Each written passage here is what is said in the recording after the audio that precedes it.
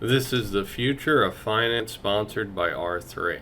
Way in which you settle securities against cash, or indeed as cash is settled against cash in the payments industry. Is the CBDC going to be good for an organization which settles transactions in central bank money, or is it going to be unhelpful? What's your feeling about it? So thank you very much, Dominic. That's a very interesting question, and there's quite a number of facets to what you've asked for there.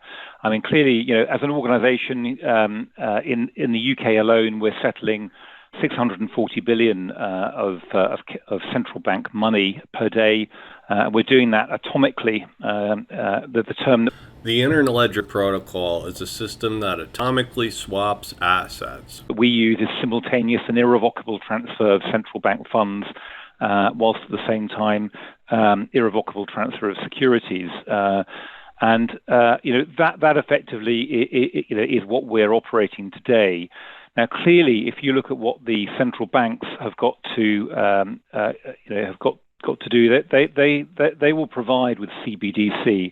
I imagine very, very most likely not an unlimited amount of CBDC, but a contained amount that will be topped up or drawn down within certain parameters to allow the central banks to operate monetary controls on it, which are very, very important.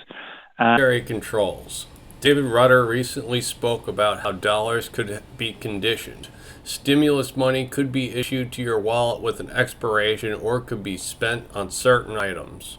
And I think, if you look at it from the point of view, perhaps, of the payments world, it could be a real game changer if, for example, some of the PVP cross-border started to get going, because that is an area where today, there are organisations who remove the what's called the Herstat risk, the risk of timing differences between settlement of different currencies. And I feel like they're propagating misinformation. The volatility risk of fiat, volatility is just a mathematical calculation of time times volatility. If you hold fiat for, let's say, an average SWIFT transaction today is in the order of magnitude 2 days, that's about 180,000 seconds. An XRP transaction is 3 seconds. So if you take a low volatile asset times a long duration, fiat, or a high volatility asset versus a very, very short amount of time, it turns out mathematically there's less volatility risk in an XRP transaction than there is in a fiat transaction. And if central banks are able to do that with a CBDC, or in fact with another mechanism, but it doesn't actually have to be CBDC, so that they can integrate the timing and match the timings, and to reduce the Herstat risk, then that issue goes away.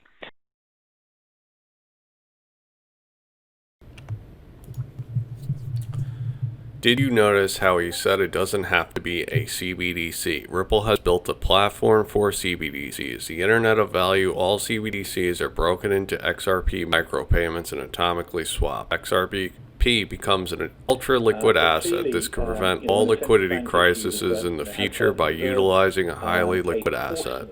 But clearly, when a central bank issues has a certain reserves, a proportion of those reserves would be allocated for CBDC, and the central banks would need to have. They want to know. Who holds the reserves? Who are the account holders in each reserve? How much does HSBC have? How much do the big banks have? How much is out there for CBDC? So it's a very interesting conundrum, and I think what it potentially does is change the relationship, or could change the relationship with the commercial banks. And clearly the commercial banks have a role to play, and I think the commercial banks obviously extend credit, and they often perform a lot of the KYC and AML checks, which the central banks may not want to do. So, the actual models, and there are a number of models being proposed. Some of them are called synthetic, some of them are called hybrid. There's a whole range, and some are in the very good R3 paper that's in here. However, there are lots of challenges. A transparent system for the banks. Data is the new oil, and the bankers will have a monopoly on our data. Perhaps I'll just, if I may, just make a few comments about security settlement. So, from a certainly from a market infrastructure point of view, clearly, one form of CBDC is what we deal with today. Where the central bank is going to issue another form of CBDC, we would welcome that as another way of settling in central bank money. So I think really where the opportunities might arise might be between the interfacing for the exchange of cash and securities in how shall I call it, the retail world more, and perhaps as an interface between that wholesale world and the retail world. But a crypto company that's making great progress in the retail payments world is called Flexa. There's clearly work to come on that, and there's developments to be made. Thank you, Alex. I'd like to turn some of the questions we've had now. Peter Smith asks, and this is relevant to something which Alex said. Peter Smith asks, although the primary leaders of these initiatives will be central banks, can we anticipate extensive private-public sector partnerships, where, for example, the private sector provides or indeed runs the technology, the infrastructure, the operations, and the customer services on an outsourced or more deeply collaborative basis? And I say it's relevant to what Alex said because one of the things Alex brought up was Herstat risk, where the central banks waited for many years for the private banks to actually solve Herstat risk. But when they failed to do it, they had to step in themselves and set up CLS, which has taken away that risk. So we have some experience of waiting for the private sector to solve problems, and it's not encouraging in the area of cross-border cash settlement, at least. CLS and the R3 collaboration. Daniel, do you, R3 is probably as best placed as any organization on the panel to tell us how far, where the division of labor will be, if you like, between the private sector and the public. What would you anticipate? That's a great question, and I don't think anybody has the answer quite yet, but I think that's definitely something that we're working towards understanding.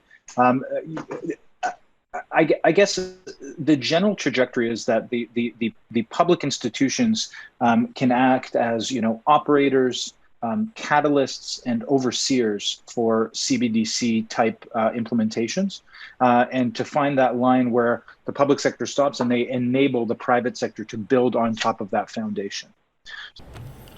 I believe that we are in the middle of a cold technological war. The level playing field is a platform that the G20 has agreed to, where innovation will be built off the top of it. Or as President Trump has said, the level playing field. So, along with that, you look at the role of the public sector as an operator, an overseer, and a catalyst of payments. Also, de-risking the process as well, looking at systemic risk, looking at fraud, looking at counterfeiting, potentially also looking at AML, and then drawing the line in the sand where the private sector can come in and build kind of last mile solutions, have open competition between them, and really do what they do best, which is innovate and interface with the end user. So I don't have the answer, but that's very much kind of the trajectory that we're on, and I think it's going to be different in every kind of economic zone and in every country. It's going to take a slightly different form. And the work Ripple is doing with Interledger Protocol Pay ID will bridge the world together. The Internet of Value is being built in front of your eyes. Do you have a view on private-public sector? You're obviously engaged in one, so you think there must be something here which works. Yeah, I'm one data point that says we're heading in that direction. But we are seeing central banks increase their own technology teams in-house because they want to understand these solutions much better. I guess what I wanted to point out was that I think an important element, at least in the context of payments, is that these networks will serve as sort of digital public infrastructure, where the central bank will either subsidize or operate, as Daniel mentioned, and the ongoing provision of an underlying digital currency network that approved participants, so payment service providers and commercial banks, will be able to integrate into. So the Bank of England calls it the platform model. The Bank for International Settlements calls it a marketplace model. We've always referred to it as a marketplace model as well. But he specifically mentioned the Bank of England. Ripple's Interledger was used during this proof of concept. the notion there is that the central bank, perhaps in partnership, especially in our example, it's in partnership with a private technology services provider, operates this digital currency network, and then enables licensed payment service providers and commercial banks and financial institutions to interact with that ledger to provide payment services and other central bank digital currencies services to the general public. At Mr. Freshtime, or Mickey B. Fresh, discovered a Ripple PDF from 2015. The PDF shows that Ripple has designed the solution for central banks. Nations are moving in the direction of stable coins and utilizing crypto assets. Ripple has been 10 steps ahead, innovating for the Internet of Value. The missing puzzle piece: when domestically the systems are ready, Ripple and others have been developing the system for international use. The Internet of Value. Listen to what Chris Giancarlo is saying. This man is working for the Digital Dollar Foundation and is ex-CFTC chairman and has often mentioned the Internet of Value. Also, he has recently said that XRP is not a security. Giving them a standard set of technological protocols to use. So in short, our proposals, I think, is a quite simple one. And that is that there be a independent enterprise. Now, it can be a quasi-governmental. There's certainly a role for strict standards and government role in this. But having been in the government, knowing how difficult it is to actually do technological innovation in government, being a representative of government that couldn't build a medical website, and after 3 tries eventually went to the private sector to get it done. This has really got to be built, if it's going to be built on time and it's got to be built with private sector involvement. That entity would make those standard protocols available to the entire existing financial ecosystem, to banks, payment providers, and others, standard set of protocols, and an ecosystem, to banks, payment providers, and others, standard set of protocols. And it would not be in the business of collecting data. It would be in the business of developing technology only. The relationships that people would have with their providers would be their existing relationships today, but who knows what new entrants to come. And it would work through the existing regulated systems. So regulated systems. So bank regulated enterprises, other regulated enterprises. So a very simple concept to create. Kevin Brown up at the University in Liverpool, who looks at these things. It's not an easy question, but I'm interested to know what panelists think. It's what potential do you think a synthetic hegemonic currency, brackets SHC brackets, might play as a CBDC representing multiple monetary jurisdictions, especially given the collaboration of BIS and multiple central banks in this space, please? Rob, is this something which is being discussed? Yes, sure. I'd be happy to take a stab. That's an excellent question. It's a complex question. I do think that at this point in time, that there is a comfort zone right now with both central banks and regulators working within their domestic sphere and working with either central bank digital currencies or entertaining the idea of very well supervised fiat-backed one-to-one private currencies. And I would find it hard-pressed, this is my personal view, but I would find it hard-pressed for another global big tech or another player to come out and launch a global currency of that nature. Now, if you're thinking about sort of the Carney vision of some sort of hegemonic currency that could challenge the dollar in cash or digital form, I think that's worthy of a discussion about who would do that, whether it's an international organization like the BIS or the IMF, whether they would want to play that role, whether there are benefits of that role. But I think that's probably a medium-term discussion, and the pilots at a country level seeing certain large countries or even small countries issue CBDC and the consequences of those issuance, I would think that both the central banks and the regulators would try and manage it at that level first and have international discussions to try and understand how it's working out and looking at intended and unintended consequences before there's another discussion or serious consideration of any sort of global currency in that regard. Government is inefficient, as Chris Giancarlo said in the previous clip that it took them 3 tries to build a health platform and ended up outsourcing to the private sector. The same thing will happen for something like this. There isn't just one government involved, it's all governments, and governments are inefficient. They are designed to be inefficient, to give everyone work. When it comes to an international standard, the government will work with the private sector, and there is a company that has 50 billion XRP. This is going to be outsourced to the private sector. Writing is on the wall. It's a waiting game. The macro economy is having stress and governments are running out of time. I think your point about this. Daniel, you wanted to say something? Go ahead. Yeah, sure. I'd love to add to that, Rob. I think that was a great answer. I think that maybe this is a good point to raise interoperability between different platforms and different service providers. So maybe instead of seeing a synthetic hegemonic currency that spans multiple jurisdictions, I think what's more likely to happen is that we're going to see this kind of buildup of domestic capacity, and while we do so, we're going to ensure that every domestic public kind of context can interoperate with different systems. Sometimes this is at the platform level, at the technology level, and sometimes this is more at a governance and compliance level as well. But I think that when I look at interoperability, especially on the technical side, at the platform level, what's driving it is very much CBDC and central bank use cases.